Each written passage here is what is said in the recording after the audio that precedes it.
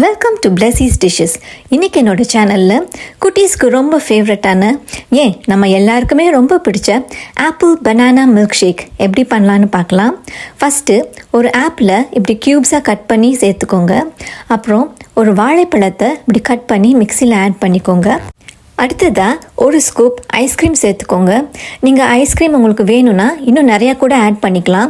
நீங்கள் எவ்வளோக்கு எவ்வளோ அதிகமாக ஆட் பண்ணுறீங்களோ அவ்வளோக்கு எவ்வளோ ரிச்சாக இருக்கும். டயட்டில் இருக்கணும்னு நினச்சிங்கன்னா இந்த ஸ்டெப்பை நீங்கள் அவாய்ட் பண்ணிடலாம். அப்புறம் 4 டேபிள் ஸ்பூன் சுகர் சேர்த்துக்கோங்க. 1/2 கப் பால் சேர்த்து இதை நல்லா அரைச்சிக்கோங்க. இப்போ மறுபடியும் 1 கப் பால் சேர்த்து அரைச்சிக்கோங்க.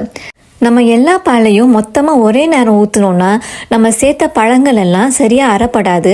அதனால தான் நம்ம இப்படி கொஞ்சம் கொஞ்சமாக சேர்த்து அரைக்கிறோம். அவ்வளோதான், நம்மளுடைய apple banana milk shake ready ஆயிடுச்சு.